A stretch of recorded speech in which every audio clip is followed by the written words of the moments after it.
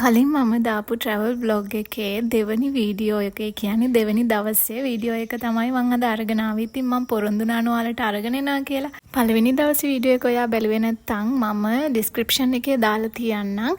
ඒ වගේම උඩින් pin කරලා තියන්නම්. ඔයාලට ගිහිල්ලා බලන්න පුළුවන්. අපි පළවෙනි දවසේ රෑ නතර වුණේ Top Mountain Resort එකේ. ඉතින් ඒකේ අපිට ලැබුණේ කබාන් එකක්. හරිම ලස්සනයි එතන. මේ තියෙන්නේ අපිට ලැබුණු කබාන් එක. ඒක ගොඩක් හදලා තියෙන්නේ ලී වලින්ම. ඉතින් එතන පොඩි එන්ට්‍රන්ස් එකක් එක වාඩි වෙලා ඉන්න තැනකුත් තියෙනවා. මෙන්න මේ වගේ. ඉතින් එතනත් හරිම ලස්සනයි. මෙතන ඉඳගෙන කෙලින්ම බැලුවාම පේන්නේ ඈත කඳු ඇටි මීදුමත් එක්ක තියෙන සුන්දර පරිසරයක් තමයි පේන්නේ. උදේ පාන්දරම නැගිටලා මෙතනට ආවහම තනිකර මීදුමක් විතරයි පේන්නේ. කිසිම දෙයක් පේන්නේ ටිකෙන් ටික තමයි ඒ මීදුම අඩු වෙලා ගිහිල්ලා අවට පරිසරයේ තියෙන ගස් කොළන් කඳු ඇටි ඒ හැම දෙයක්ම අපිට බලන්න පුළුවන්. ඉතින් මේ තියෙන්නේ රූම් එක ඇතුළ චූටි රූම් එක. හැබැයි හරිම ෂෝ කියුට්. ඉතින් ඒ වගේ මෙතන එහා පැත්තෙන් තියෙනවා බාත්රූම් එක. ඒ වගේම කඳු පැත්තට මුහුණලා තියෙනවා මේ වගේ ලස්සන වින්ඩෝ එකක්. ඒ වගේම මිරර් එකක් තියෙනවා. ඉතින් රූම් එකට අවශ්‍ය හැම දෙයක්ම මේකේ තිබුණා.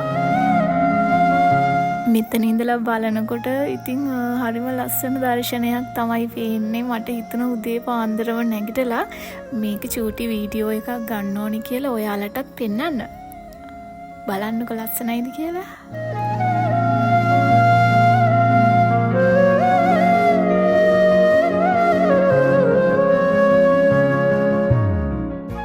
උදේ පාන්දර නැගිටපු ගමන් මට වුණවත් හොදන්න මතක් වුණේ නෑ. එළියේ තියෙන ලස්සන පරිසරය බලන්න තමයි මට ආසාව තිබුණේ. ඉතින් පිස්සු හැදෙනවා ඒක දැක්කම. ඉතින් මේ රූම් එක ඇතුළෙම තේ හදා ගන්නත් පහසුකම් තිබුණේ හින්දා අපි දෙන්නම උදේ නැගිටලා ටී දෙකක් හදාගත්තා. එන්ට්‍රන්ස් එක තියෙන්නේ එතනට වෙලා පරිසරය බලන ගමන් ටී එකක් බොන්න ඕනි කියලා. ඉතින් මේ වගේ අත්දැකීමක් නම් ඉතින් හැමදාම ලැබෙන්නේ නෑනේ.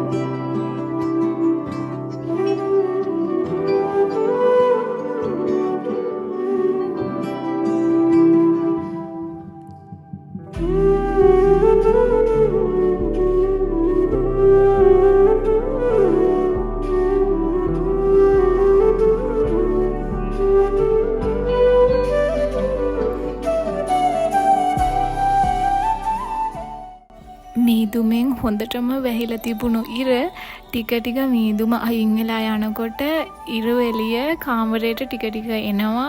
ඉර රැස් පරාවර්තනය වෙලා කාමරයට එනවා. ඉතින් කාමරේ චුට්ටු චුට්ටු රත් වෙනවා. හැබැයි ඒක බලාගෙන ඉන්නකොට මාරම ලස්සනයි. ඉතින් මට ඒක කියන්න වචන නැහැ. සීතල පරිසරය මීදුම මැදින් ගලාගෙන එන ඉරේලිය මේ හැම දෙයක්ම එකට කැටි වෙච්ච හැඟීමක් දැනෙන්න නම් මේ වගේ තැනකට යන්න ඕනේ. ඉතින් ඔයාලත් මේ දියතලාව පැත්තේ එනවා නම් මෙන්න මේ Top Mountain Resort එකට ඇවිල්ලාම බලන්නකෝ. ඒ අත්දැකීම නම් සුපිරි.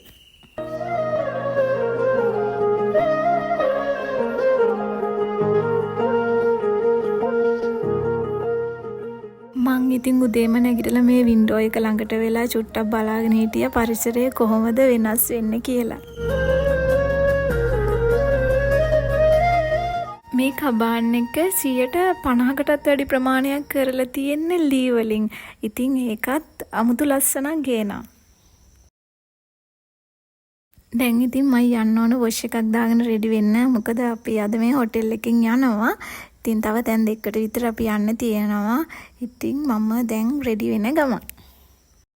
මං අද ඇන්දේ මමම අතින් ගතපු ඇඳුමක්. ඉතින් ඒක මං ආසයි. ඒ කලර් එකට ඒ වගේම ඩිසයින් එකටත් මං ආසයි. ඉතින් අපේ හස්බන්ඩ් තමයි කිව්වේ මේ ගතපු ඇඳුමක් ඇඳගෙනම යන්න කියලා. මොකද මම බිස්නස් එකක් කරනවානේ ඇඳුම් ගොතන. ඒ නිසා ඉතින් ඒ වගේ දෙයක් මේ වගේ ගමනක් යද්දී ඇඳගෙන යන්න හොඳයි කියලා කිව්වා. මං අද දාන්නේ හරිම සිම්පල් මේකප් එකක්. ඉතින් ඔයාලට මේකප් කරන විදිය, ඒ කියන්නේ චාම් මේකප් එකක් දාන විදිය මං ඉස්සරහට වීඩියෝ එකක් අරගෙන එන්නම්. මොකද මං හරිම සුළු ප්‍රමාණයක් තමයි මේකප් කරන්න භාවිතා කරන්න. මොකද මං ආස නැහැ හෙවි මේකප් දාගෙන යන්න, මේකප් තලි පිටින් උලාගෙන සමහර අය මං දැකලා තියෙනවා පාරේ යනවා. හරිම අවුල් ඉතින් ඒක. මොකද අපේ ස්වභාවික පෙනුම තියෙන විදිහට තමයි අපි මේකප් දාන්න ඕන. අනවශ්‍ය විදිහට සුදු කරන්න ගියාම ඒක හරිම කැතයි. ඉතින් මේක තමයි මගේ අවසානම ලුක් එක. මේ টොප් එකට මම කියන්නේ ක්‍රොෂේ ෆ්ලෝරල් টොප් එක කියලා. ඉතින් ඔයාලට කැමති ඩිසයින් එකක් වගෙන් කරගන්න පුළුවන්. මගේ පේජ් එක නෝලා කලෙක්ෂන්. ඉතින් ඒ හරහා ඔයාලට ඕඩර්ස් දාගන්න පුළුවන්. ඔයාලා කැමති විදිහේ ලස්සන ඩිසයින් එකක්. මේක තියෙන්නේ අපිට උඩ රූම් එක. මේ කබාන් එක හිටිය ෆැමිලි එකක් බලන්නකො. ඒක හරිම ලස්සනයි. අලියකොත් පිටියේ හිටියා. ඉතින් මෙතනත් හරිම ලස්සනට පේනවා මේ ඈත පරිසරය. ඉතින් අපි එතෙන්ටත් ගිහිල්ලා බැලුවා ඈත කොහොමද පේන්නේ කියලා. අම්මෝ කියලා වැඩක් නැහැ. පල්ලෙහා බලන්නකෝ. ඒක නම් මාර පිස්සුවක් තනිකර. ඉරේලියත් එක්ක කොළ පාට දකිනකොට ඇහැට කොච්චරනම් සනීපද. ඒක දිහා බලාගෙන ඉන්න හිතෙනවා. ඉතින් මට කතා කරනවා යන් යන් කියලා. මම ඒක දිහා තමයි වශී වෙලා වගේ බලාගෙන හිටියේ.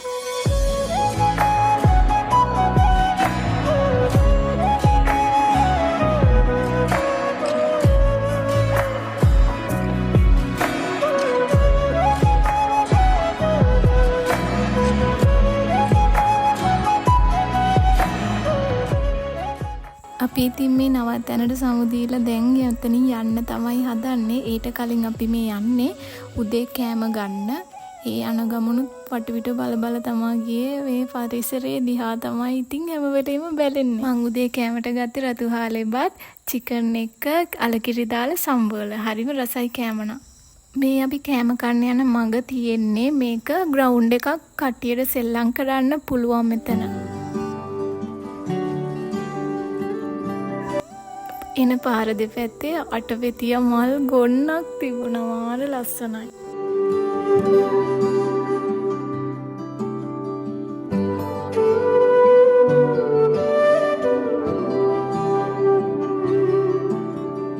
මේක තියෙන්නේ හොටෙල් එකට ඇතුළේ වෙන තැන එන්ට්‍රන්ස් එකේම. ඉතින් මෙතන මම වීඩියෝ කර කර ඉන්නකොට එක්කෙනෙක් ඇවිල්ලා පුටුවෙන් ඉඳගත්තා. එයාගේ ෆොටෝ එකක් ගහලා දෙන්නලු කියලා. එතනම තිබ්බා ලී වලින් හදපු ඔන්චිල්ලාවක්. මං ඉතින් ඒක ඉඳගත්තා. ඉඳ ගන්නකොට පේන්නේ ඈත කඳු පන්ති තමයි ඉතින්. මේ ඉන්නේ අපේ හස්බන්ඩ්ගේ ඔෆිස් එකේ ස්ටාෆ් එක පීපල්ස් ලීසින්. ඉතින් ඒ හොටෙල් එකේ මැනේජර් ඇතුළු කණ්ඩායම අපිට ගොඩාක් හොඳ සර්විස් එකක් දුන්නා. ඉතින් එයාලට අපි ගොඩාක් තෑන්ක් කරලා එතනින් සමුදීලා අපි දැන් මේ යන්නේ ඇඩිෂන් බංගලෝ එක බලන්න.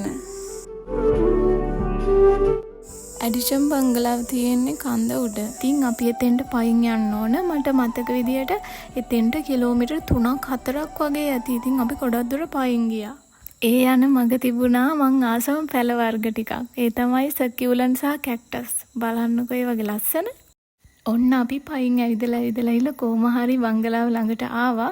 මෙතනින් ඇතුළට යන්න ටිකට් ගන්න ඕනි. ටිකට් එකේ ගාණ නම් මට මතක නැහැ. අපි ටිකට් අරගෙන ඇතුළට ගියා. මේ බංගලාව පිහිටලා තියෙන්නේ ලංකාවේ හපුතලේ දිස්ත්‍රික්කයේ. ඉතින් මේ බංගලාව මුහුදු මට්ටමේ ඉඳලා අඩි 5000ක් ඉහළින් තමයි පිහිටලා තියෙන්නේ. ඒ වගේම මේක ඉදිකිරීම ආරම්භ කරලා තියෙන්නේ 1927 වැඩ ඉවර කරලා තියෙන්නේ 1931. මේක බලයි යනකොට තනිකර මල් වත්තක් වගේ. හැමතැනම මල් හිටවලා පේලියට පිළිවෙලට ලස්සනට මල් හිටවලා තියෙනවා. මාරම ලස්සන ප්ලේස් එකක්. මේ බංගලාව තියෙන ඉඩම බ්‍රිතාන්‍ය පාර්ලිමේන්තුවේ පනතක් මගින් සර් තෝමස් විලියර්ස් හට දැඩි ස්වභාව රක්ෂිතයෙන් අක්කර 7ක ඉඩමක් ප්‍රධානයක් විදියට ඔහුට ලැබිලා තියෙනවා. ඊට පස්සේ ඔහු තමා මේක 1931 දී වැඩ ඉවර කරලා තියෙන්නේ බංගලාවක් හදලා. ඔහු කොළඹ පදනම් කරගත්ත වෙළඳ හා වතු ඒජන්සියක් වන ජෝර්ජ් ස්ටුවර්ට් සමාගම හිටපු සභාපති. ඉතින් ඔහු විශ්‍රාම යනකම්ම ප්‍රමුඛ පෙළේ පුද්ගලයින්ට මේ භාවිතා කරන්න අවස්ථාව දීලා තියෙනවා. ඊට පස්සේ 1950 දී සේදවත්ත වතු හිමිකරුවන් වන දොන් චාල්ස් විජේවර්ධන සහ ඔහුගේ දියණිය රුක්මිනී විජේවර්ධන විසින් මේක මිලට අරගෙන තියෙනවා. පසුකාලීනව ඔවුන් විසින් මේ බංගලාව ඉතාලි බෙන්ඩික්ටන් භික්ෂුවකට විකුණලා තියෙනවා. ඊට පස්සේ ඒ භික්ෂුව විසින් අවුරුදු 2ක් මේක හිස්ව තියාගෙන ඉඳලා බෙන්ඩික්ටයින් ආරාමයකට මේක පරිත්‍යාග කරලා තියෙනවා. ඒ නිසා එඩිෂන් බංගලාව ශාන්ත බෙන්ඩික්ට් ආරාමයේ විදිහටත් හඳුන්වනවා. ඉතින් මේක වර්තමානයේ හිමිකරුවෝ වෙන්නේ ශ්‍රී ලංකාවේ කතෝලික පල්ලිය. අපි මේ බංගලාව ඇතුළටත් ගියා. ඉතින් ඇතුලේ ෆොටෝස් වීඩියෝ ගන්න දෙන්නේ නැහැ. ඉතින් සර් තෝමස් විලියර්ස් පාවිච්චි කරපු පොත්පත් එයාගේ බඩු භාණ්ඩ ආදිය තමයි ඒක ඇතුලේ ගබඩා කරලා තියෙන්නේ. මේ බංගලාවේ රූම්ස් රෙන්ට් එකට ගන්න පුළුවන් හනිමුන් කපල් වලට ෆැමිලි වලට. ඉතින් එක රැයකට 45000ක් විතර යනවලු. මේ බංගලාව නිර්මාණය කරලා තියෙන්නේ ආර් බූත් සහ එෆ් වෙබ්ස්ටර් විසින් ටියුඩර් සහ ජැකබියානු කියන ගෘහ නිර්මාණ ශිල්පයට අනුව. ඇඩිෂන් බංගලාවේ වරුවක්ම ගත කරලා අපි 2ට විතර තමයි රාවණ ඇල්ල බලන්න ගියේ. ඒ වෙලාව වෙනකොට එහෙ ඉතින් ගොඩාක් සීතලයි. සීතලේ ගැහි තමයි අපි ගියේ.